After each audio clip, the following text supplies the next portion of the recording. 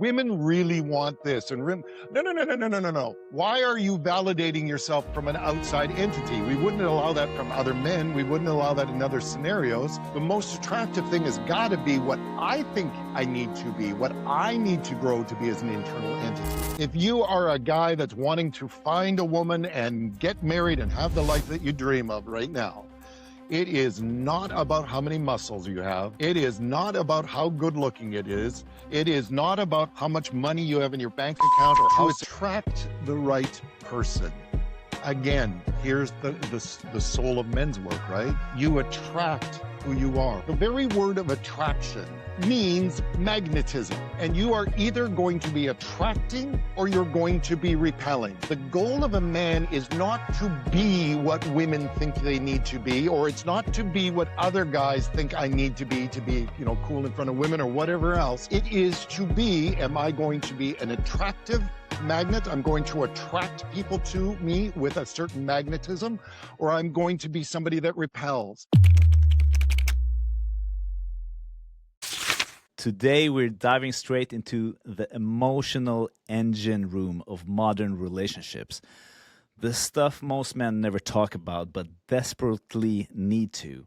So my guest is the founder of The Common Sense Divorce, a man who has walked thousands of people through one of the most emotionally explosive chapters of their lives. He's seen the patterns, the blind spots, the lies we tell ourselves, and the moments that either destroys us or transform us. So Darren, welcome to the show, and I want to get straight into it. Tell us, what do you do and why do you do it? Thanks for having me, Morgan. My name is Darren, and I am based here in Toronto. Specifically, I work in the area of family law. I work in divorces. I work with people that are going through probably the most difficult times of their lives. And it's ironic, my initial background actually was clergy. And people ask me all the time, you're clergy, you were clergy at one time, and now you work with people that are going through divorces. Can you explain clergy, please? I was a church minister. Church minister. All right. Didn't know it meant that. And, you know, people ask me now, so what is somebody that was originally trained to be a church minister? Why are they working in divorce? And what I say to them is, you're not understanding the work that I do. I am a peacemaker. I help people that are going through incredibly challenging, emotionally broken and convoluted processes. And I help people to try to peacefully get to the other side so they can work and address and start their lives again. So what I tell people is I am a professional peacemaker, but I fundamentally help people go through their divorces. I help people end their marriages.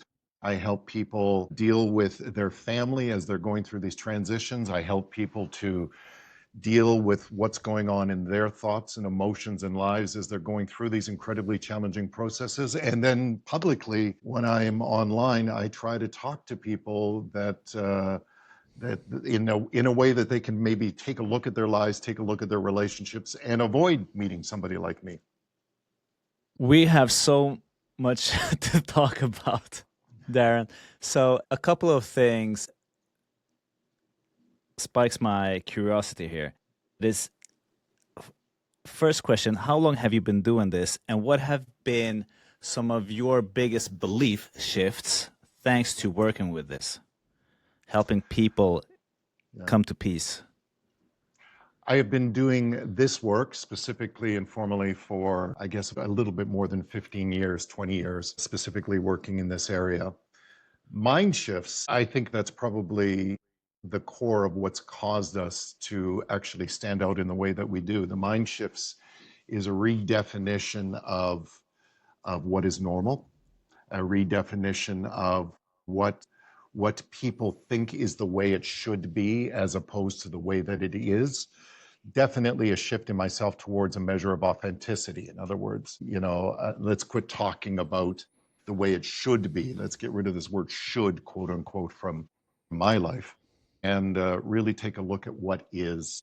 And probably more than anything else, just personally and within myself, the biggest shift that's happened over the last couple of years is looking within myself and saying, okay, listen, this is what's real for me. This is what's authentic. This is what I struggle with. This is what I and my partner struggle with. This is what is really happening in my life. And without necessarily coming to grips and facing some of those things and addressing shit that's going on in my life, I'm just playing the same game that everybody else is. And I'm really probably not going to be much of a service to people that are looking to re-challenge, restart, refresh their lives.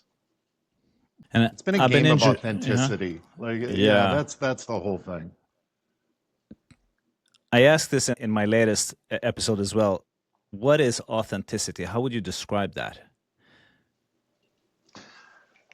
You know, When do I know that I'm authentic? I don't know that we ever know that we are being authentic. I think we have a better sense of when I have a better sense of when I'm not being authentic.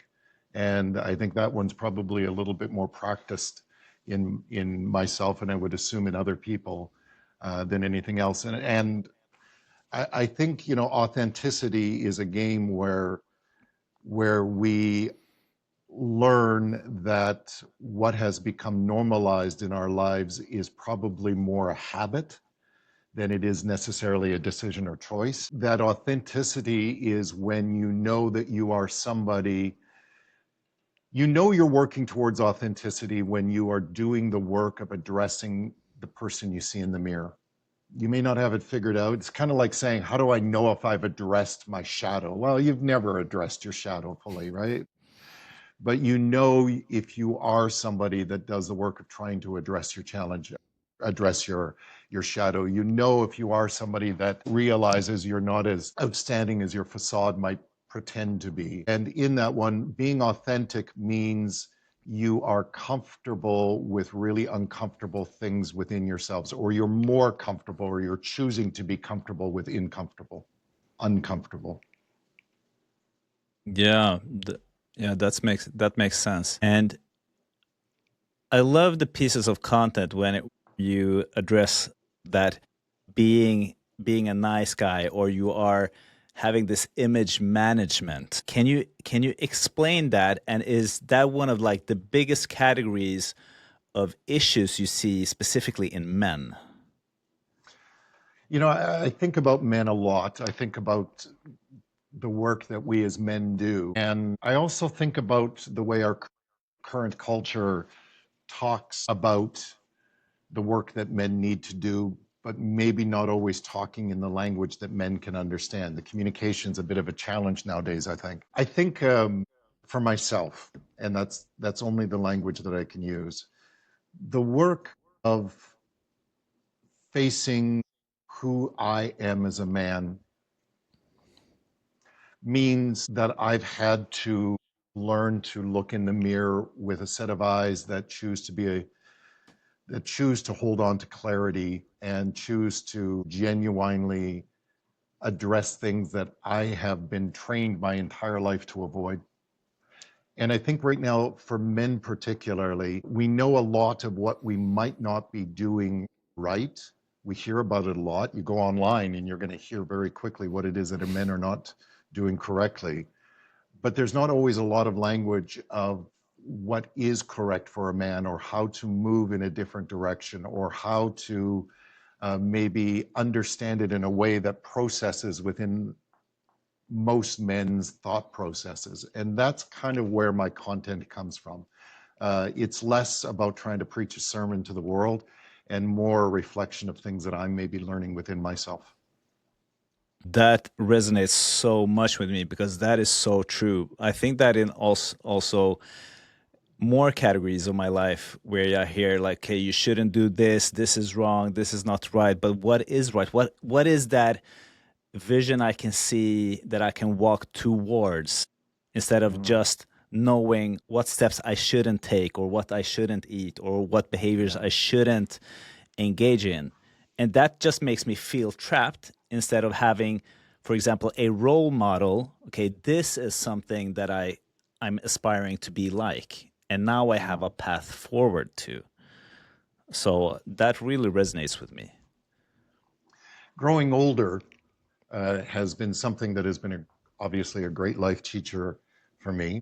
Realizing that for myself, those seasons of the souls, those times where it's like everything seems to be pushing you in a different direction. Maybe the ducks are not lining up the way that we want, and the world's not playing out in the hands, and it brings and evokes those crises within us. Those have happened in my life, and they've happened numerous of times, when I think back over the decades. Getting older, I turned 60 this year, definitely triggered another one. And it's something where it's like, okay, who am I going to be when, I lose my marbles and I'm maybe elderly and can't necessarily think in the way? Who will I be? Who will be the essence of what I'm about? And that's something that's starting to resonate to me. I almost feel like I feel like I did when I was 18. What am I going to be like when I grow up? Who am I going to be when I grow up? And I find that thought process actually has played out a number of times in my life, and it probably should have. Who am I going to be when I'm a parent? Who am I going to be when I am a father-in-law? Who am I going to be as a spouse? Who am I going to be when I grow up? And that kind of questioning and thought process, it has never at one time resolved my life. It has not at one time fixed everything, but at one time it brought meaning and maybe brought me a bit closer to the next steps that I needed to take a look at. For me, transformation of my life has not been something that just happened instantly once and I was fixed. It's been an ongoing process, and it's something that as I get older, I understand why it's such a big... Guys, I don't usually drop ads here, but this one's different. And here's the truth. Most men don't grow because they try to do it all alone. I've done it for 20 years, all on my own. It gave me some success, but not at the level that I truly desired and knew I was capable of. But life doesn't work that way. We get sharper, stronger, and more alive when we're surrounded by other men who challenge us, back us up, and push us to keep going. And that is why I created Dude Tribe, and that is what it's all about. It's a brotherhood, a real community of men who are choosing to design a life on our own terms and to grow in confidence, to feel strong and at home in our own bodies. I speak a lot about embodiment on these podcasts, and also to get a clear vision and what is the mission, why are you here, and why do you do what you do. And for the guys who are ready to take it even deeper, we're opening applications for the Manhood Mastery Program. It's a year-long journey inside the tribe. You'll build unshakable confidence, real physical strength, and a life direction so clear it feels like your compass just finally clicked into place. So this isn't about flexing, it's about becoming the happiest, strongest, most grounded version of yourself, together with brothers who want the same thing. And I'm only gonna have 20 guys joining. We're gonna be this freaking amazing wolf pack. So if you feel the pull from this, go to freedude.co and find the community tab, join, apply, and don't wait, and see if you're meant to be part of this pack. All right, let's continue with the show. Deal. And could you share, because we spoke about the lack of clarity on what men should do or could do, what would you prescribe for a man that feels lost? He's maybe fighting a lot in his relationship. He's not happy. He's being this Mr. Nice Guy just to keep the peace. What would you tell such a man? So I would share with somebody what it is that I've learned. So this does not mean that what I've learned is going to work for everybody else, or what I've learned is the answer that's going to fix the world. What I learned, and I'm going to specifically say something that I've learned in this year, I learned a lot about the importance of being a regulated man, of being a centered man. And the way that I often explain it is, for all people, not just men, for all people, our brain is set up in such a way, and there's a lot of research nowadays that's talking about somatics and our neurosystems and the way our nervous system holds and directs us within emotions. And if I was to sort of claim this really, really simply, the way I often explain it, it's like there's numerous parts of our thought process and our nervous system One being run by what I would call our lizard brain, that very primitive fight flight part of our brain. And I often liken it to working with a calculator. It's very primitive. It's not the most modern technology, but it's wired to do one thing. And it is triggered to do one thing. It addresses us when we are in what I call the F-bombs: fight, flight, freeze, or fawn. And for most men, that often means being in that triggered place, being in a place where we are dysregulated. The rest of the time, we are often able to work for what is called our parasympathetic mode. Our parasympathetic mode is our prefrontal cortex. This is a place where our body is running on a completely different system. This is a quantum computer. And that's the thing, I'm trying to use this in very men language. Our somatic system is a calculator, a very primitive system. Our prefrontal cortex, our parasympathetic system, it is a very complicated, it's a quantum computer, it's arranged. Depending on where we are working from at any given time, not that one is necessarily right or wrong, will dictate how it is that we can regulate ourselves.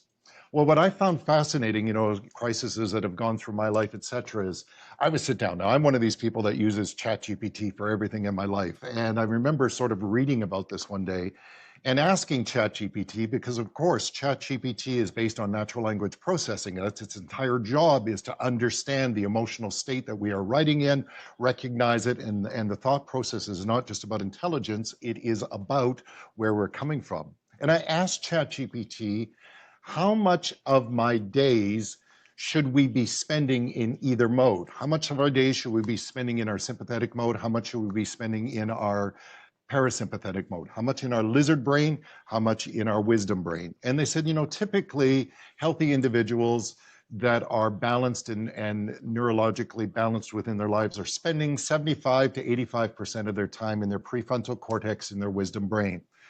And I said, well, looking at my chat history, how much of my days am I spending in each mode? And it came back and said, well, Darren, you're actually spending 80% of your days in your sympathetic mode, in your lizard brain. Wow. Which means I'm making decisions constantly using a calculator, if you will, instead of a quantum computer. I'm making decisions and running my life from trigger mode, making decisions and running from places where my body is continually under stressor modes and dysregulated. And the worst part of it is, as I looked back on it and I really started to recognize that pattern, which was affecting my work, which was affecting my relationships, which was affecting my personal growth, is that I had normalized it. And in fact, I came to the conclusion, for the majority of men in today's society, with all the things that we're being bombed with, this is a normal mode to be running constantly from that lizard brain, fight, flight, fear, fawn, and trying to process things only using sort of a little calculator. One of the things that I learned this year was to learn how to regulate my nervous system. That when we talk about trying to grow, what for me it really meant was to slow down my system enough, figure out tools, figure out processing. These things that we talk about of getting into our shadow, when we talk about trying to address our person, our being, our character, for me, what it meant was learning to move my mind from my lizard brain, my sympathetic mode, and learning to reside more in my parasympathetic mode. Because I realized that when I'm in my parasympathetic mode, I'm no longer making decisions that are based on a trigger.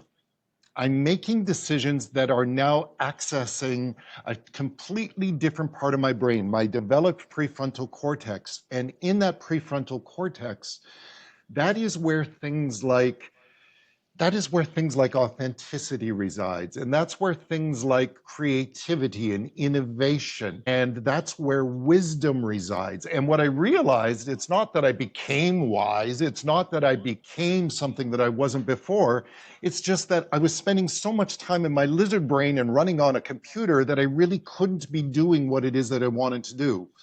Learning to slow down, learning to meditate, learning to breathe in a way that could center myself, learning to regulate myself has caused me to now work consciously to be thinking and processing and regulating my nervous system from my parasympathetic mode. And what amazes me is it's not that I got smarter, it's not that I got better, it's just that better shit's coming out of this head now because I'm using the quantum computer as opposed to trying to do my life with a calculator. And I hope that that makes sense, but it's something that has stunned my life. And what I will say with this one in my own personal story is as I've been learning that way, and ChatGPT says, in a good week right now, I'm kind of running 75% in my parasympathetic mode, is I started to realize it's not that I changed my morality. It's not that I changed my ethics. It's not that I changed anything. It's that I'm now accessing a part of my brain. Whereas if you think about it this way, your lizard brain is Android. Your prefrontal cortex is Apple or a Mac system, right? And it's like the two just don't talk to each other. And what I'm realizing is that when I am in my sympathetic mode, when I am regulated, when I'm able to access my innovation, when I'm able to access wisdom, I'm tapping into all of those things that I've learned over the years that I just simply couldn't remember when I'm in my trigger mode. And I've learned and realized that the opposite of trigger is clarity. And clarity is it's not something that I learned. I just realized that when I'm in my lizard brain, I'm running with trigger. When I am running in my prefrontal cortex, when I'm running in parasympathetic mode, when I'm running within that system, somehow that system is able to run with a measure of clarity.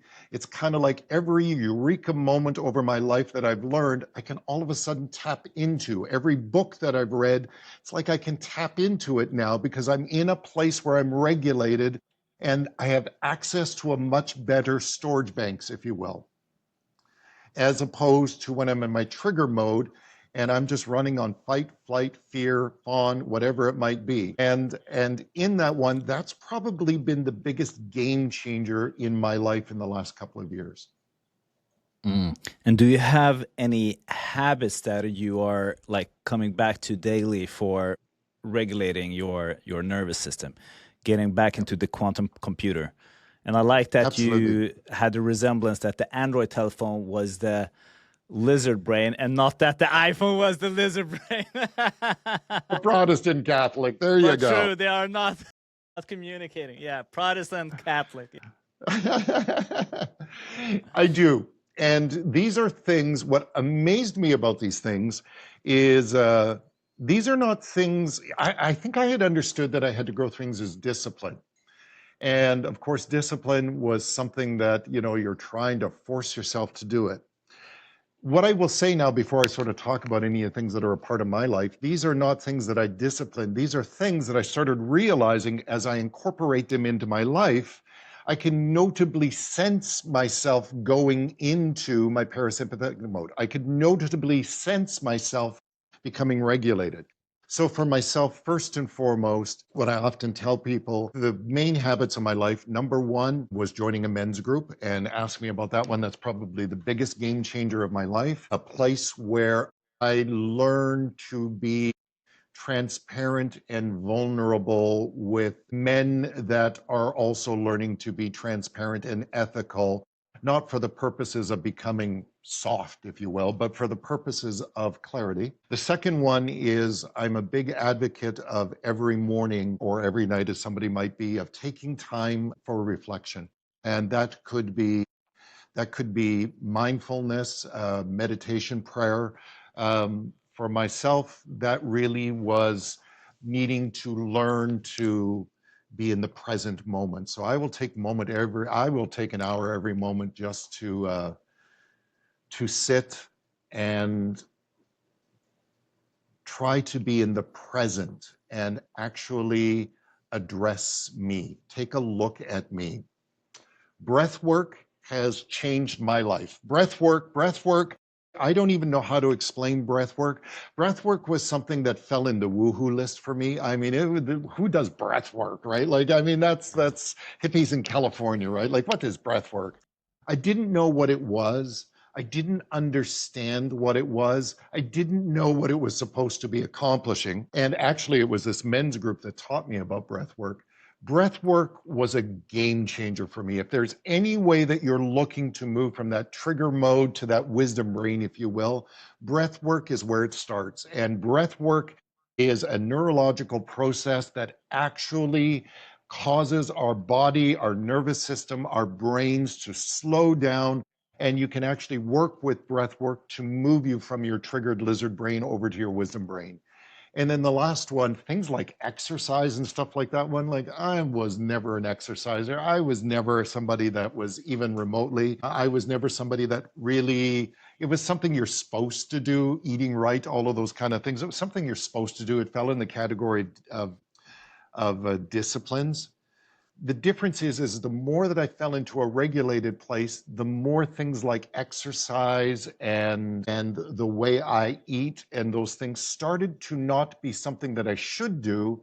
It became things, it's like, oh, this makes sense. I understand now that if I can do just 20 minutes of walking or working out or a little bit of exercise, I am releasing and letting go of some of this cortisol that builds up in my head when I'm in my trigger mode. And as that cortisol gets out of my system, it's like I am able to regulate better.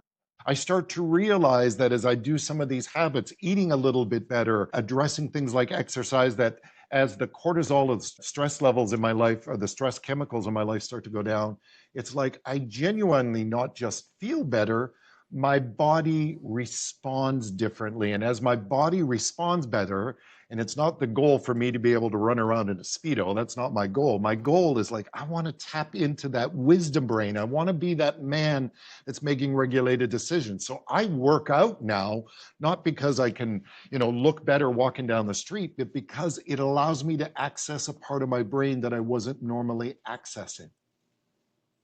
And being in the men's group, has it made you like more comfortable with men? Were you not comfortable with men before? Because I want to share a quick story where I've been super comfortable with men. I grew up with five brothers. I grew up with my father, who was like a really awesome dad. He was an alpha male, but he was also kind. He was Right. really warm. He was taking care of us. He was the one who raised me and my little brother for most of the part. And I was in this festival where they had a workshop where you only had men. We were 60 men in this workshop, and the facilitator asked the question, how many men here feel uncomfortable with other men? This was a foreign concept for me, that you could feel uncomfortable with other men. I know that I could feel some tension with other men sometimes. You see where they are in the hierarchy. You can see if someone is a threat, but genuinely feeling that you're threatened or that you're uncomfortable in a situation or in a group with men, that was uncommon for me, because I also trained a lot of martial arts since I was 16. MMA, wrestling, Brazilian jiu-jitsu. So I'm super comfortable. How has that been for you? It's interesting when I think about how I found this. It's kind of like finding something that I didn't know I was missing. Maybe that's a better way of putting it. I think when it comes to relationships with people, I've always been fortunate. I'm a big extrovert. I have a bubbly personality. I'm the daredevil. I've always got a raunchy joke somewhere that I can share. And my relationship with people, I've been fortunate to have lots of friends, lots of close friends. I'm fortunate to have a lot of close male friends, very, very close male friends. But what I didn't realize for myself was the performance that was going on in front of men. So, to your point, I often would think, walking into a room, I called it the big dog syndrome. When dogs walk around, if you ever take your dogs for a walk, they stop at every stop sign and they need to sniff their way up the pole. And the reason is of course, that's where every big dog stops and lifts their legs. And this is how a dog knows who's the biggest dog in the neighborhood, by how high on the pole they peed. And when I often looked at my life, I kind of realized that's the way I approached rooms of men's or my relationships with men. It's like I kind of walked into a room and inherently, I I don't think it's unusual to me, kind of knew who was the big dog in the room really quickly and who was the small dog, and you adjusted yourself accordingly. And frankly, there was a little bit of a performance going on to see whether or not you could sort of raise yourself on the pole of the big dogs in the room. That was an area that I started to realize was performance based, probably working from that, and it is working from that lizard brain, fight, flight, fear, or fawning, trying to perform outwardly as opposed to being. So my relationship with men for myself and joining this men group, it's not something that I was looking for. That's the thing that amazed me. They were not up marketing for men. They were not looking for me, and I certainly wasn't looking for them. It was something that, as I believe I was searching for leadership development, or I think I was looking for a business coach, maybe, kind of found their website and said, oh, what the hell, I'll at least check it out. What I didn't realize is how much of my persona was performance-based, was trigger-based. Maybe that's a better way of putting it. I was actually pleasing a room, performing to a room, trying to earn my place on this pole of ranking. And I didn't realize as well how many people, though I might be fortunate with a lot of really close friends, but frankly, that's kind of who I am to begin with, how many people don't have that? How many men do not have friends, or how many men do not have people that they can be vulnerable or transparent or even grow around? And I think the place that I found with this men's group was a place where I could learn to recognize where I was performing and where I could also learn to be a safe place for other men that didn't have it.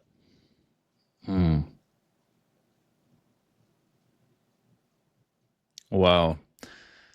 Now, there's this thing going around in my head that I can resonate with that because I've felt that for such a long time. And I thought that was just like natural, that you just perform and that you go inside the room, you scan out for the other guys, who's the highest up on the totem pole, and that's how you perform.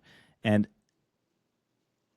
has it shifted your relationship, how you show up for your friends, after being aware of that this has been a performance? Because I can recall just recently, I had the hardest time to express if I was going through any difficulty within my relationship to my closest friends. Nobody knew what I was going through until I one day just exploded and I had to open up for somebody. And the sensation, the feeling of knowing that this friend actually stood there and listened to me and just asked me, why didn't you tell me this sooner? That just shifted my whole reality. Knowing that they would be there and stay there, even though I didn't have this facade that everything was cool, I was perfect, and everything was going great, and the kids are great, the wife is great, business is great, you know? You know, it's interesting what you speak of. And, you know, there's always sort of two sides of the same coin. We have those that sort of lean towards what I would call an avoidant patterns, and those that lean towards, you know, more anxiously attaching patterns. They're two sides of the same coin. And most men tend to lead towards the avoidant. Not all. I don't. I tend to lead more towards the anxious. What I noticed is that I didn't notice. Here's the biggest challenge. And if I was to actually say, what is the biggest challenge for a man? It's to learn to notice. Notice what we actually notice, not what we're performing, because we notice what we perform. We practiced since we were kids to perform a facade, right? Noticing what is actually going on. It's probably the loudest voice in our life, but we're so normalized with it. We've used it so much that we've actually repressed it to a place that we just don't even notice it anymore. Noticing those things is, for myself, where it all started to work. I had to notice what was really going on. And here's the thing, because I think this threatens men. We often talk about this in language of emotions and vulnerability, and we use language that fundamentally many men almost see as feminine. So they're afraid of it, or it doesn't resonate. The way that I look at it is, when I started to notice, what I started to notice was the days when I was feeling shame or feeling overwhelmed or feeling anxious or feeling, and not just the bad stuff, the good stuff too. The days I was feeling like, oh my God, I love you, right? Like just noticing it. I changed the language from trying to notice my emotions because that was not really the language that resonated with me. Instead, I started moving towards language like, these are the dashboard lights in my life. In other words, the change oil light is going on. And the irony with it is, when you look at that change oil light coming on, so let's pretend I am having a spike of shame. It's a change the oil light, right? Well, no man in this world would look at this one and say, okay, the change oil light is on. Let's not look at it. Let's pretend it's not there. Or can you imagine, because my wife does this to me all the time, she hates looking at it, so she just averts her eyes. She doesn't want to see the change oil lights, right? Or I got a son that he's even better. He'll take out a piece of tape and he'll put the tape over the change oil light, right? And I'm like, for God's sakes, tell us that the change oil light's on and we'll go address what's going on. Well, here's the thing. The change oil light is not what's going on. It's a light bulb. The real magic is that it's supposed to be alerting you to something that's going on in the systems underneath. So it's not a good thing. It's not a bad thing. We're not there to fix the change oil light. So you don't turn it off, that's not what it's there to alert you to something else that's going on in the inside. And I think that's the language and the place I had to learn as a man, is that these things that made me uncomfortable in my life, I was like, I don't know how to deal with my emotions. Well, skip your emotions. The change oil light's on, and what's it trying to tell you? Because that's what's going on. Don't fix the change oil light, fix the oil. And, and here's the thing. It's like, it's not about learning some sort of affirmation. I believe the oil is fine. I believe that the oil will take care of itself. If I just keep this regulated, that light's going to disappear and the engine's going to run. No, It's merely a change oil light that says there's something going on with the system, so take note of it. So when you start to see those things that many times we as men are afraid of, shame, fear, avoidance, certain emotions, things that trigger us, they're just change oil lights. They are just indicators that says, listen, take a moment and take a look at the system and what needs to be addressed in the system. Otherwise, we spend our lives putting masking tape, as most men do, putting masking tape over the change oil light, and we're wondering why the system's running bad. And to make it super practical, could you share an example of when a man just can see the oil lamp blinking and then what he does with that information? Okay. So I was thinking about this morning, so you got to take this. This is pretty fresh. Yeah. Let's take somebody that's avoidant, somebody who's wired to be avoidant. In other words, they really struggle when it comes to emotional clarity and particularly for individuals that say if you're a dismissive avoidant or inclined with those patterns, or somebody that's fearfully avoidant inclined with those patterns, the reality is what that means and the way it plays out. And those are nothing more than certain kinds of, without oversimplifying, dashboard lights, is that there's a core fear in the system underneath that we're going to be sucked into somebody else's life. We're feeling smothered. We're feeling that being that kind of transparent or giving somebody means we're going to lose our individualism. We're going to lose whatever. And the problem with something like that one is that if all you're going to do is look at the dashboard, I feel like I'm being suffocated. I feel like I'm being taken over. If all you're going to do is look at the dashboard, that's all you're going to see. If you actually were to stop long enough and say, okay, my dashboard's light's going off. I'm feeling like I want to avoid. I feel like I want to push away. I feel like I want to whatever. And actually say, what's going on underneath? Well, you'd start to realize underneath is I have this fear that I am going to lose my individuality. I have this fear that I'm going to be encompassed. I have this fear that my spouse is going to move into my life and take over my head. Well, when you sit with it long enough, and here's my thought process from the morning, you realize, no, you have a misunderstanding of what it means to be absorbed. Because here's the thing. We have a shortage of language when we talk about many of these things. For most men, what they don't realize is that what women, for instance, are asking for, or our partner, doesn't have to be a woman, is asking for, is not for you to be incorporated into them as one entity and being. And here's the way you split it. Think of part of you as the person that needs to give certain things. We need to give certain emotional responses. We need to give certain measures of presence. We need to give certain amounts of sharing. We need to give certain amounts of vulnerability. We need to give certain amounts of transparency. And without that one, you will never have a healthy relationship. Never happen. Your spouse will always be hurt and upset, and you will be frustrated. And about your fifth marriage, you'll be wondering, why can't I figure this one out? Because you're misunderstanding. You're not giving up your individualism. There is a difference between sharing vulnerability, sharing those things. Those are just emotional responses. What a man holds on to, what every person needs to hold on to, is your soul. Your soul is your responsibility. Your soul is your inner core, your inner ethics, your values, your convictions. Your soul is not perfect. It needs to be grown, and this is our shadow that we face every day. It is our responsibility. It's nobody else's responsibility. It is ours to grow, and we must never give it away. That's not what our spouse is asking for. Our spouse is not asking for our soul. Our spouse is asking for vulnerability about what's going on in our soul. Our spouse is asking us to be present, not for our soul. They're asking for us to be present.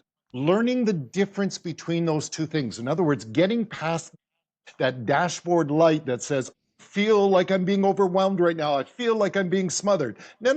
That's not what's going on. You have to sit with this long enough to realize this is the part that should belong to me. This is the part that I should be sharing. And for most men, it's all one thing, and they don't understand that that needs to be split up further. And that work will not happen if you don't get past the dashboard lights. The issue I can see when men and women communicate in relationship is that men has this fear of being vulnerable. I had this for many years because I was being considered as, I was afraid of being considered as weak, which I'm not, or maybe I am. I am asking this question. So where is the balance between like being a masculine man? What role should I play as a man in the relationship? Because there's a lot of confusion, as we've been spoken about, spoken on before the podcast. You visit Sweden a lot, and you know that the Swedish women are quite a lot in their masculine energy, and the men are quite a lot in a feminine energy. Yeah. And I also hear a lot of unhappiness from women not feeling that they can just relax into a masculine set of arms or in a masculine energy. They don't feel that they are held. So what is the role that we men should play? And is it okay to be vulnerable and cry in front of our woman? I don't know if these questions are related, but No. help me just And you know sort what? things out. Let me be vulnerable. Yeah. You know, I think what's important to realize is that depending on the culture that we come from, there will always be times of pendulum swings. And those pendulum swings, as they are playing out, is probably things that culturally will not be resolved within one generation. So it is something that if you were to go from culture to culture. So, you know, ironically, I've mentioned I've worked with Swedish people for the majority of my life. I love Sweden. I remember working with Swedish people in other cultures that were drastically different from all of us. But I would often have the greatest culture shock, not with, you know, the Africans or the Middle Easterns that I was working with. I would have the greatest culture shock with the Swedish people. They spoke my language. They spoke my language very well. They seemed to be very much like me, but they were very, very different. There are cultural swings that are going on all over the world, but we do need to realize that there is a measure, a pendulum swing that is going on that will balance it out. When I visit Sweden, one of the things that I absolutely adore, now you must understand this when I say this as a North American. When I say this in Sweden, sometimes people look at me and go, that's kind of the thing we're trying to move away, is this concept, and please grace me if I'm not, lagom. Logom. Logom, Yeah. Yeah. right? Yeah. This not too much, not too little, nicely in the middle. You know, Yeah. that is a very Swedish, it's not even, I don't know if it's a concept, it's just sort of in everybody that I It's meet in ingrained. Sweden. And you know, but that's not something that happens in North America. North America is the exact opposite. You gotta be the most, you gotta be the greatest. That's the American dream, right? The point I'm making is it's not about some of those things are going to be pendulum swings. And in that one, as women are growing their inner strength and developing what have been traditionally maybe gendered as masculine roles and realizing that these reside within them themselves, men are also learning that there are certain things as we're going through the pendulum swing, that there are feminine traits that reside within us that's needing to come out. But many times there's a pendulum swing going on, not quite too much, not quite enough. So we're all looking for that logom. Yeah. That being said, I will say this one, and again, I'm speaking as a North American, so please grace me. In the world that exists right now, I am never telling men to not be their strong, masculine, whatever that we are or maybe wired to be, or even if we're not, we carry masculine traits that serve us very well.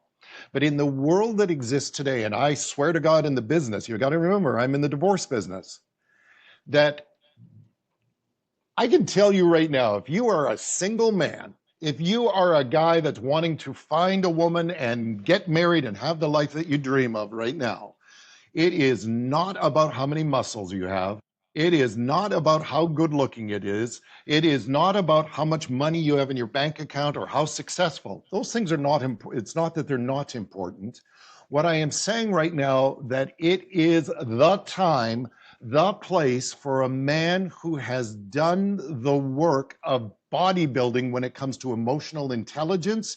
You are the man that women are looking for right now. I'm telling you right now, you could be the ugliest looking goober in the entire universe, but if you are somebody that puts the work into emotional intelligence, you are what the majority of women are genuinely looking for. Now, that being said, it doesn't mean pendulum swinging to being the soft whatever. That's not what I'm saying. But put it in the category of bodybuilding. Nobody has an issue with somebody developing their body. Nobody has an issue of somebody putting time and energy into their physique. In fact, we actually see it as a very masculine thing. Nobody has a problem with men putting time into their work and developing their intellectual abilities and their intelligence. Why on earth would we have an issue with emotional intelligence? And why does it have to be either or? The reality is, in nowadays, our world, our societies are looking for men that are developed right across the line. Grow your freaking muscles if you can have them. But by God, that is no excuse, or that doesn't stop you from growing emotional intelligence. And frankly, when it comes to the areas of intelligence, go get your PhD, go get your college degree, go read every book under the sun. Emotional intelligence is as valid a thing as anything else. If it's intelligence, let's grow it. Emotional intelligence.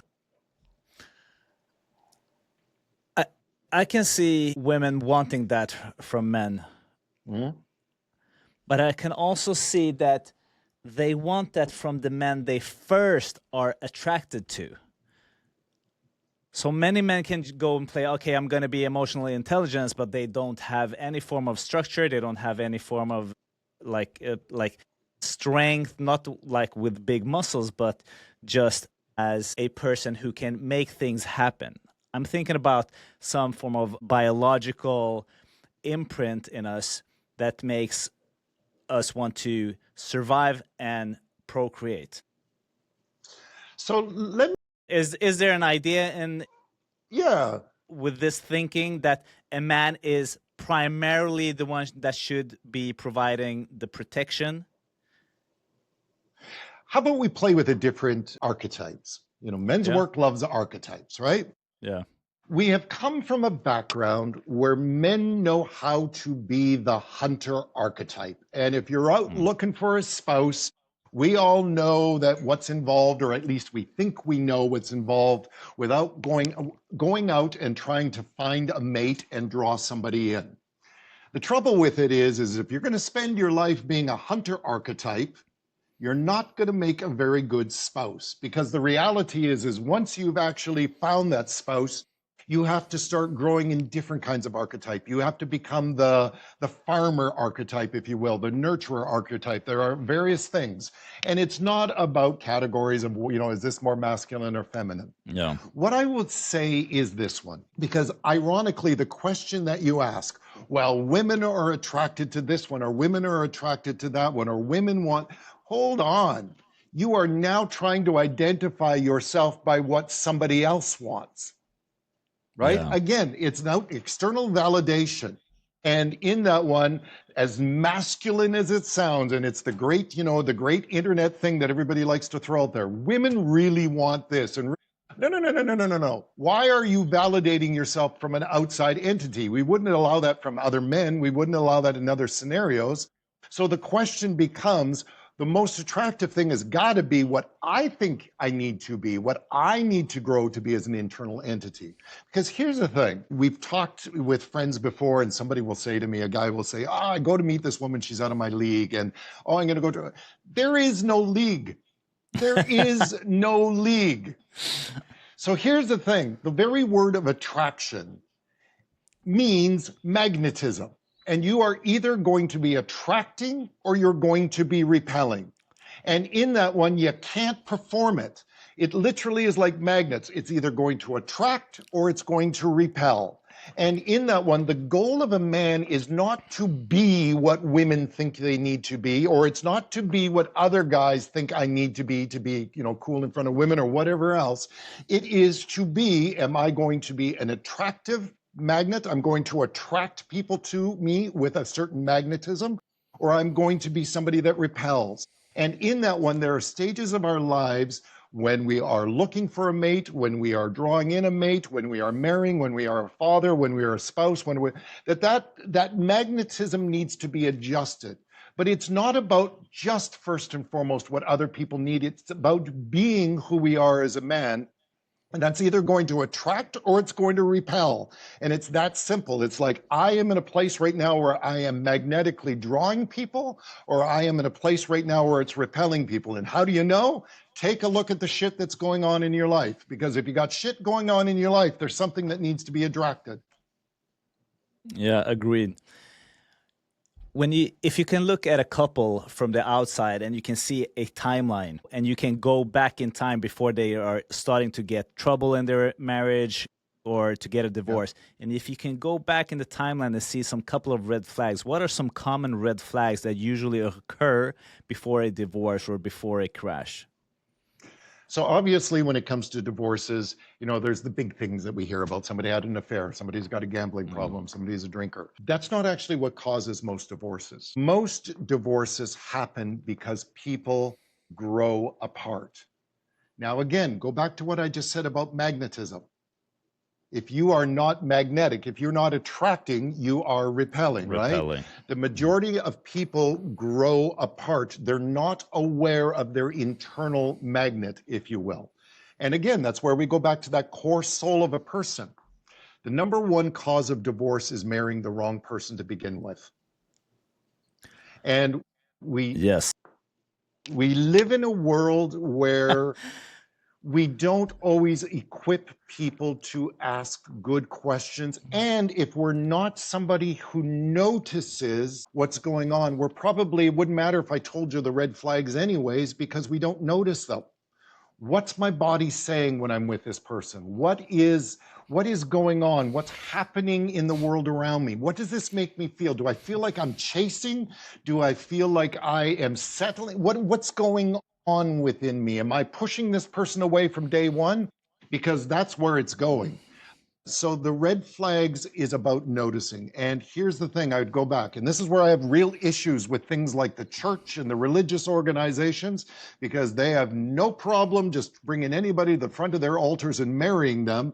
And then they want to take a look at people like me and say, oh, you're in the nasty business of divorcing them. And I'm like, do a better job of what you do, and I'll do a better job of what I do. I'm literally when I literally went to the edge of my seat here because I want to dive deeper in this.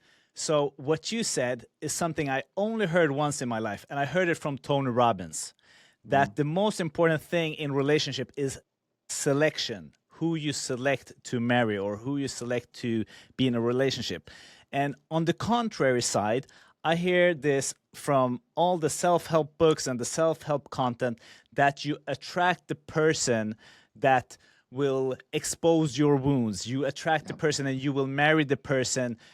It's not because you're going to be happy together. It's not because you're going to have a great relationship. You are in a relationship because you are supposed to grow and heal your wounds from the relationship. Sure. Are these different ideas? Is it possible to marry them to it, like marry these ideas, or are they just opposed from each other? Do they repel each other? How can we navigate in like with these really strong beliefs? And the answer to that one is yes. Yes, we are attracted to people that are our opposites. Yes, we are attracted to people that are our mirrors of our shadow. Yes, we are attracted to our own unfinished business. Yes, we are attracted to sometimes toxic scenarios that we grew up in. That is our mind's definition of what love looks like, or better, feels like. That's the big one. It feels in our nervous system. You know, this chaos is what I think feels like love, right? Of course. Relationships are something, and this is where the role of vulnerability plays out. This is it. You know, this is why we do it. We're not being vulnerable so that we can, you know, give it as a Valentine's card. We're being vulnerable because we're trying to address shadows in our lives and shadows in their lives and take a look at these things of why we're attracted. People make the assumption that an attraction is some mystical thing that falls from the heavens. It's a chemical reaction. It's a nervous system reaction. And sometimes it's good, sometimes it's not. The reality is in the marriages that make it, it's when we start to realize what's actually going on. We notice what's going on. When I talk to you, I seem to trigger this, and boy, it really annoys me when I trigger this, you know, in you. And I'm going to blame you for it, but the reality is it's triggering me. And let's use that trigger me because I'm going back to my lizard brain, right? So the reality of that one is in relationships, the reason that we work with tools, dashboard lights, if you will, like vulnerability, transparency, clarity, regulating our body, and owning the responsibility of our soul is so that we can address those things. We're either going to grow together or we're not. And in that one person can't grow and the other person not. Now, it may not be asynchronous. It might be something where one person grows and the other person has to catch up. And, you know, it could very well be that game. And it could be that one grows and one waits, and, you know, timing's not always perfect. But when people are using these tools, when people are using the rest of our systems to grow together, even the most dysfunctional families can grow together. And then you're going to have people that could be lined perfectly, but because they're not actually investing those rest of their tools of their lives, they're just going to grow apart. They're going to attract elsewhere instead of attracting their partner. That's it. You're either attracting or you're repelling. You're either magnetically drawing people. And that magnetism happens when we grow in tune with ourselves and we are working in a regulated process. We're accessing that wisdom part of our brain. We're seeing things without being triggered, and we're growing that clarity. That's how we grow together. The people that grow apart is because they trigger each other so much. They're in their lizard brain all the time, and just it's inevitable. They'll just push each other away. So the $1 million question is, what do you do in order to select the right person? How do you prepare yourself, or what questions do you ask? Like, how is this process? So to attract the right person, again, here's the soul of men's work, right? You attract who you are. You be who you are. This is the ownership of your own soul, your own personhood, your own being. The more we emotionally develop, the more that we as men grow within ourselves. Let me take this real simple. all of us, we all struggle with confidence, right? I swear to God, I promise you this one. If there's anything that comes out of this one, I will promise you. Learn to be regulated, learn to function from your parasympathetic mode, learn to work with your prefrontal cortex, learn to be in that place. And this is not something you will have to talk yourself into. It will happen.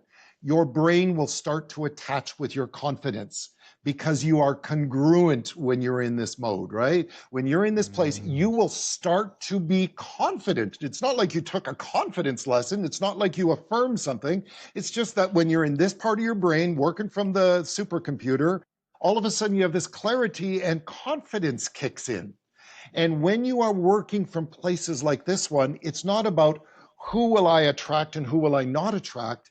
You just not be interested in the people that shouldn't be in your life, and the people that shouldn't be in your life probably won't be interested in you because you're not, vulnerable. You're not an easy. Dysfunction is attracted to dysfunction. Chaos is attracted to chaos. Clarity is attracted to clarity. And that doesn't mean pragmatism. That doesn't mean over rationalism. That doesn't mean being somebody that has, I've got all the emotions and I've got this nailed down and I'm, no. It means regulated and centered attracts regulated and centered. And nobody's perfect those ways. I don't mean to sound that way. But that's the direction that will grow. If we are in a dysregulated place, we'll attract dysregulated people. So the work begins on us, not on the clothes that we buy, not in the body we work out, not in the places we go. The work begins within us. This is just a theory. I haven't read it somewhere, but when you feel that sense of attraction to another person, let's say it's a man and a woman to make it easy, and it's just fireworks blowing out from the sky, and you it's crazy, it just consumes you. Yep.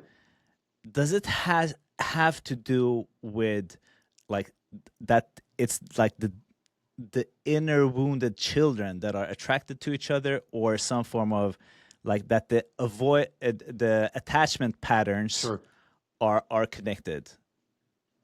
Of course, that it always does. Avoidant is always attracting an anxious. Of course, those things Can you don't go away. explain that attraction? Yeah, if we are, let's say we are somebody that is, so let's take sort of a typical avoidance stance. Avoidant people come across as, and they're not just coming across, they are emanating out that independence, that need to not be tied to anybody else, that need to be autonomous. They're advertising that. That's coming from them. Anxious people come from the other side of the same coin. Anxious people are usually very in touch with their emotions, probably over in touch with their emotions, over in touch with empathetic. They are somebody that really has looked inside, feels, the whole McCoy.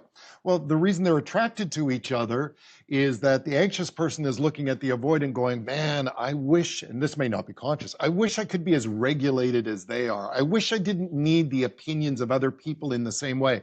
I wish that I could be as stoic as they seem to be. Whereas the avoidant person is looking at the anxious person and saying, they're in touch with things within themselves that I know deep down I'm not. And they seem to be addressing fear and shame in ways. And what ends up happening is we start regulating each other or allowing the other person to regulate us. So that's going on. That's going on, and it's not just in our marriage relationships. That's going on at work. That's going on in a relationship with money. That's going on in a relationship with our family and friends. That's going on in a relationship with the world around us. That's going on with the cars that we buy. That's going on with the clothes that we use. It's going on everywhere. Here's the thing. It doesn't mean it's a right or wrong. That's the point. It doesn't mean it's a right or wrong. What it means is that if we make decisions for another person from a dysregulated place, we're going to make bad decisions, right? So in other words, if I meet this person and the chemistry is through the ceiling, wonderful, enjoy it, recognize it what it is. But here's the thing. You run out and get married 3 weeks from now to this person because it's gone through the system. You are not making decisions from your parasympathetic mode. You are making decisions from fight, flight, fear, or fawn. I'm fawning over them. Oh my goodness, they're the most amazing thing. Fight, fear. I'm afraid that they're going to leave me. I want to lock this down, blah, blah, blah. No. Therein lies the problem. You are making decisions from a dysregulated place. Whereas if you're in this situation and you're making decisions from a regulated place, it's like, this needs to slow down. I need to notice what I'm feeling. This is moving in a way that is tapping into areas that I'm not quite sure is always at the top of the list. There needs to be some other things. We got to talk money. I got to see how this person is 6 months from now. I got to slow this process down. So it's not about a right or wrong. It's about noticing again. And it's about where we're making decisions from. Where in the process of divorce or chaos in the relationship do people come and seek you out? Where are they oftentimes? So we've been researching this for many, many years. Most people, when they come to us, at least one half of the couple has been researching divorce for up to 7 years before they call us. And research divorce 7 years before. That is so interesting. Can I just share a quick note on that? Is that so? Because I'm in my 40s right now, and like in this age, a lot of people are getting divorced, and like in our circles, our friends, and I ask this question to everybody. When did you realize that this wasn't a great fit, or that you were like moving apart, or that you wanted to get a divorce? The answer is always like many years back. It can be sometimes up to 17 years is what I've heard. Or one woman said, at the altar, when I said yes, I felt like this was a bad idea. So sorry for that. Please continue. No. I mean, we researched and I have data on about 20,000 individuals here in our area of the country that have been, trying to get more information about divorce. And many of them are years and years and years before they ever might actually call us to go through that process. But here's the thing. Often it's one of the partners that has been researching this for a decade, and the other person is caught off guard. It's like, what do you mean you want a divorce? It's like they didn't see it. That's where you're seeing things like the anxious avoidant play out. It's like one side is literally trying to do everything within themselves. They're over-functioning, if you will. They just can't deny those moments where they are so sad or so overwhelmed that that's the moment that they're doing a research and divorce. But the reason they're not pulling the plug is because they go back to the marriage and they over-function, trying and hoping that the other person will change. The other side, the avoidant side, they're clueless. They have no idea this is going on. They think everything's fine because the reality is they've been under-functioning in the relationship emotionally. They've been under-functioning in the relationship, and all of a sudden their spouse comes to them and says, you know what, I want a divorce. And they're like, what? Where did this come from? And they're like, really? Really? I have been literally talking to you for a decade about how I feel like I'm starving on the vine, and you've not heard it. How could you possibly be somehow caught off guard? But that's the way it tends to play in most marriages. So it's less about drifting, and it's more about somebody finally reaching a moment where it's like, I literally or physically cannot do this anymore. So crazy. One of the things that is... Yeah. Please go ahead. So there's this thing I've been thinking about a lot, and it has to do when I was little. We went a lot to Cairo, and I never had the sense of a nuclear family. It was only the dad, the mom, and the kids. Of course, they were living that way, but I felt a bigger sense of community. I was taking care of my aunties, my cousins that were older than me, even the neighbors, strangers, the Fool and Tameya store and the juice store and the cigarette kiosk. I just felt like hold and held. And so here's something I'd love your take on. Like, humans didn't grow up in isolated nuclear units historically. So we lived in tribes, extended families, and shared responsibilities. So do you think the form of modern Western relationship is part of the problem? Or are we simply asking too much from one person? Because And you've seen Sweden in the summertime, how beautiful it is. So Mhm. when we go and we are at this sommarhus, summer house, together with my wife's mother and her sisters and their husbands and their children, everything, like the pressure of just being a parent goes from 0.9% pressure to almost just 10.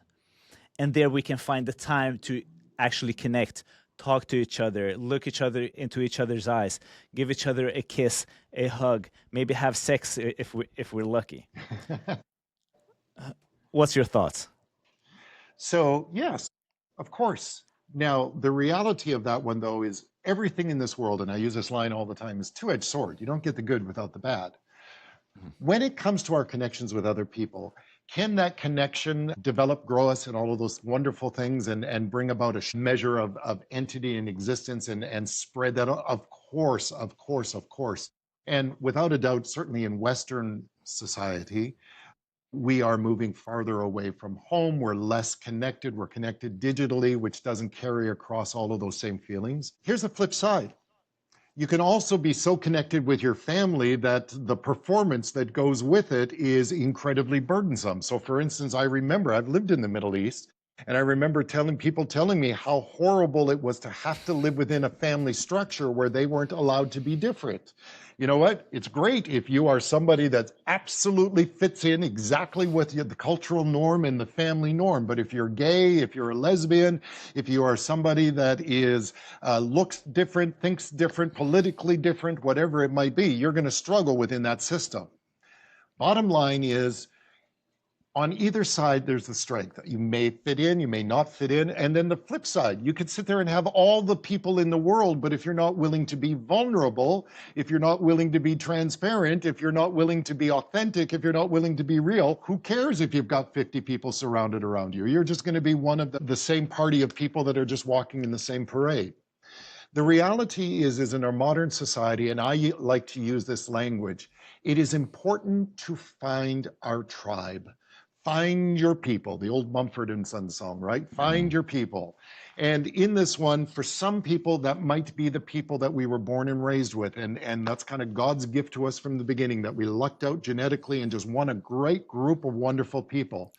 But other people don't necessarily have that scenario. It might be because of trauma, violence, or difficult things, or it might be because of distance, or it might be because of our views, our stances, our sexuality, our orientation, our genders, whatever. And we need to find new people. And if it's going to be new people, I assure you, you can find friends that will outshine your family any day, and they can become your family. The goal is not about should we have people, it's find the people that we should have. Find your people, and don't bother finding your people if you're not willing to do the vulnerability, the transparency, the love, the care, the openness, the sharing that goes with the responsibility of having people. Because you can't have one without the other. Everything's a two-edged sword. Yeah, makes sense. What's your relationship with resentment, and how do you see it play out in divorce? My relationship with resentment is I choose to have no regrets in my life. And in that one, what I mean by that one is personally, this is a personal thing, I choose to make decisions. I realize that decisions are going to come with good things with it and bad things. But I decide to decide. And once I make that decision, I will either walk with it and it's working and I made a great decision, or I will walk with it and it's not working and I made a wrong decision and maybe I need to go back and apologize and fix it. But I decide and I go forward. I have no regrets in my life. When people are going through divorces, you're being faced with a lot of decisions. You're being faced with a lot of emotions that most people, and it's not just men, most people have no ability or training to deal with, no history of dealing. Heartbreak is horrendous. I would not wish heartbreak. Heartbreak, I actually think, is worse than death almost. It is I feel just so too. such a horrendous thing, like just ego shattering. When people are going through horrible moments of heartbreak, of horrible moments of abandonment, horrible moments of rejection, horrible moments of betrayal, horrible moments of life happening to them. Resentment builds, and resentment is a reality. I'm not somebody that thinks people need to do it the perfect way. I think, again, the goal is just to realize some things are going to come through and they're just going to spill over. You get a cut and a wound, and sometimes it's going to get infected and it's going to, seep out things that are not pretty. That's a reality. It is just something that happens. At the same note, too, noticing it means we don't have to be stuck there. Noticing means that I am in pain right now. I'm filled with resentment right now. My life is seeping with all kinds of toxic poisons, and I'm not going to pretend that I shouldn't be. It is. I'm going to sit in it. I'm going to face it. I'm going to let it pass through me. I'm going to grieve it. I'm going to mourn it. I'm going to be bitchy. I'm going to be angry. But I'm not going to become resentful. So resentment is something that people will always face. It's going to always be there. But it's also something that we can choose whether or not it's going to be a segment of our life or it's something we're going to become. And that's the difference. Am I going to have moments of resentment and anger and frustration and sit in it and feel it and let it go through me as part of the healing process? Or am I going to be somebody that doesn't address it and I'm just going to become a resentful person for the rest of my life? I say this all the time. You can always divorce a nasty, bitter, miserable, angry spouse. You can never divorce a nasty, bitter, miserable, angry ex-spouse. You're stuck with them forever. So true. Like often divorce isn't just the end of a marriage, it's the collapse of a person's identity. How do you help people, or if we could focus on men specifically, how do we help men rebuild emotionally, practically, spiritually after that? So, when it comes to rebuilding, first and foremost, that is, we carry people through the process. After that one, every man carries their own responsibility. One of the things, again, here's number one lesson. You cannot make somebody change. You cannot fix anybody. You cannot force anybody to grow. You cannot cause anybody to change. You can drop all the information. You can send all the books. We can send them this webinar and podcast. If somebody wants to grow, they'll find something interesting in what you and I said today. If they're not interested in growing, they'll look at this one and say, oh, bullshit. So, for people, what they're going to do with their life is their decision and their choice. What I encourage everybody that goes through my office at certain moments, because I will get a phone call from everybody, and we get hundreds, if not thousands, of people in a year that come through our office.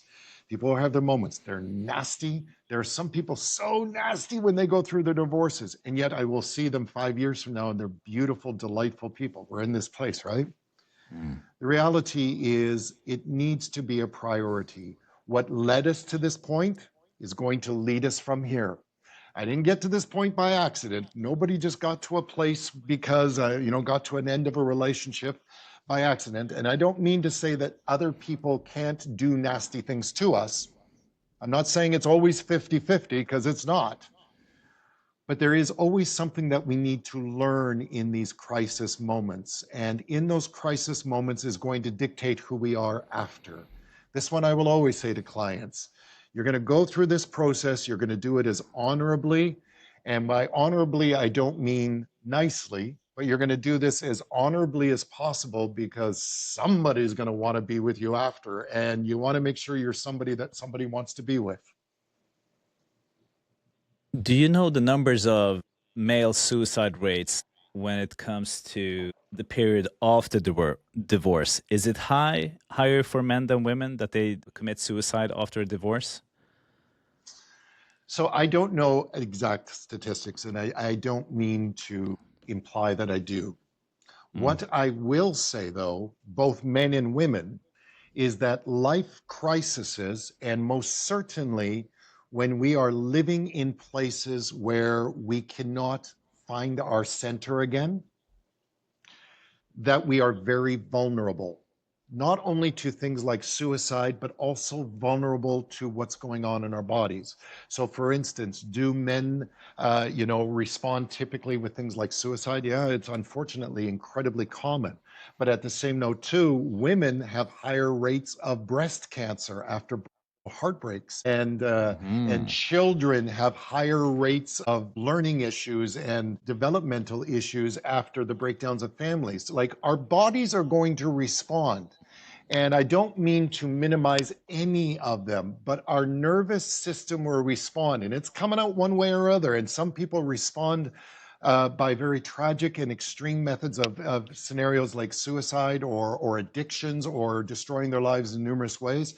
Some people respond because their body just takes over and says, you know what? This literally is wrecking your system, and now all of a sudden it's cancer, and it is immunodeficiency systems and other things that are being broken down. Our bodies respond to trauma. Our bodies follow what's going on in our nervous system. So yes, do men commit suicide? They do, unfortunately. Do women get sick? Do children take the blunt of it? Yeah, it happens. What's going on in our trauma system comes out somewhere.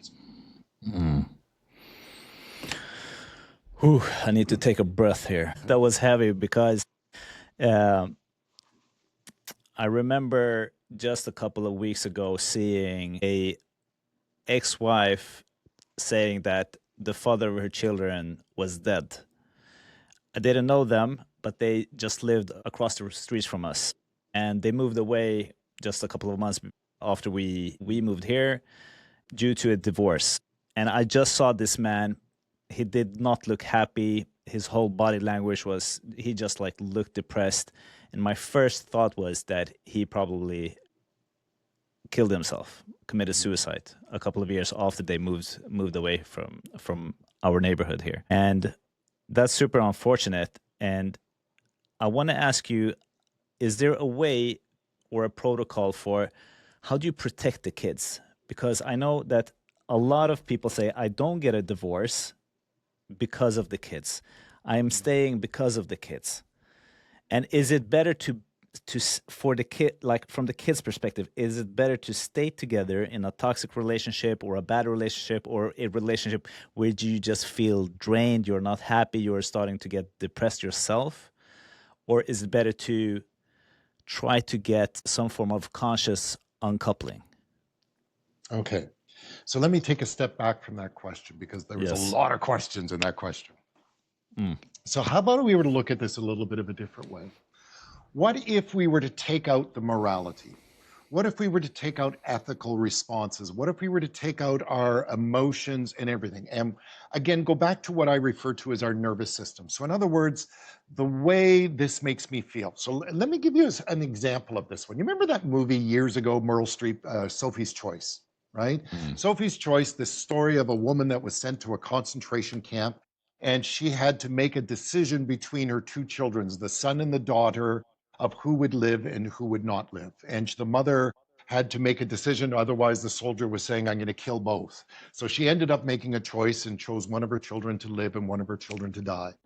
Now, the reason I bring up that story is because if you're a parent, you immediately sense in your body this trauma that I had to choose. How could anybody choose between one of their children to live or die? And we physically feel it within our body. That's our nervous system. You know, all those funny YouTube videos on TV where somebody is doing whatever and they wipe out on the skateboard and crack on their tailbone. Old guys like me, we immediately go, oh, because we've all broken our tailbone at some time. We feel it within our nervous system. That's where I want to start this conversation from. What goes on in our nervous system will lead what we think. What's going on in our nervous system will decide what we do. What's going on in our nervous system will cause the way that we attract.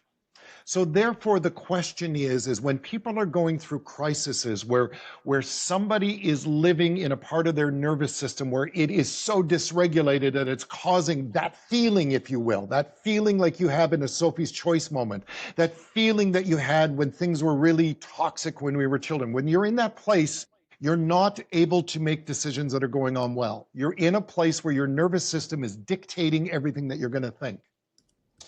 Therefore, the question doesn't become, is it better to stay or better to go? The question becomes, how am I going to play out what's going on in my nervous system, and how am I affecting the nervous system of my children? Because the reality is, if our children are being raised in a place where all of the parents are living in a dysregulated nervous system, where they are living in a place where it is producing violence, where it's producing anger, where it's producing fear, where it's producing all of those things, because they got that sort of Sophie's Choice thing going on in their nervous system, not a place to raise children. And then I've seen other people where the disparity between the couple is so drastic, but within their nervous systems, they are able to reside there, even though it may not be the perfect situation, or maybe it's not what they want for now. They know that they are able to live in a place that's regulated enough that it's a healthy place to raise children. That's the difference. It's not an either or. It's not a moral question. It's not an ethical question. It's a question of, I providing an ethically regulated place that people, not only my children, my spouse, myself, where we can all live in and grow well. And we either are or we are not. Makes a lot of sense. Yeah, makes total sense. So if you could put one message on a billboard that every man going through relationship struggles or a potential divorce would see, what would it say? Yeah. Hang in there, man. Yeah. You know, I try to think what I would say to myself. Know thyself. Know thyself. You know, everything emanates from know thyself. I am the responsibility of me. And when I am responsible with myself, and I don't mean selfish, I don't mean doing things my way, I don't mean making people believe what I believe, but when I am responsible ethically to who I am, know myself, know my soul, grow my soul, look in my shadow, I will care for other people in my life. What is in here will go out there. And in that one, as I develop, as I grow, as I am responsible, as I am strategic with who I am at core, and take it as my greatest responsibility, who I am at core is going to emanate from me. It's not going to be a performance anymore. If I am an ass on the inside, if my core is evil, if my core is selling my soul to my business or selling my soul to whatever, that's what's going to emanate. Know thyself and do what it takes to be, not to do. Being means that it will happen naturally. Doing is all facade. We covered a lot of ground in this talk. I got so many more questions. We need to do a part 2 someday. Maybe in Sweden. Maybe in Sweden. Is there something you would like to add that we haven't covered?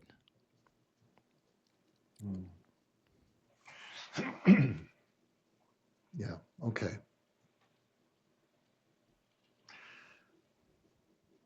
The responsibility of a man is to grow. And of course, that's the responsibility of all humans, but I'm speaking to men right now. The responsibility of a man is to grow. And in that one, it is not to become, it is not to pretend, it is not to accomplish, it is not to, all of those things come from the growth that we do within ourselves. Inner work, shadow work, soul work is not something that is an option. It is the definition of who a man is. When I die, I have one rule. It's written down in my will. My funeral is only for the people that matter. That's all it says. And my wife is to announce out to everybody, we are having a service for Darren, but it's only for the people that matter. And I know exactly the question that emanates from that one. Well, who matters? Yeah. And do I matter? The response to that one is if you mattered, if it matters, you'll be there. So The question for a man is to be a man that you matter. You matter within yourself. It's a big deal. It's an importance. It is something that shapes not only yourself, not only your relationship with your spouse, not only the world around us. It's generational. What we as men do now plays out in generations. Within one conversation you brought up about your dad, about your family, about your parents, your grandparents. I mean, it's generational. This is where generational trauma, generational strengths, it happens because somebody within that family said, this is a big deal that I become the kind of man that knows himself.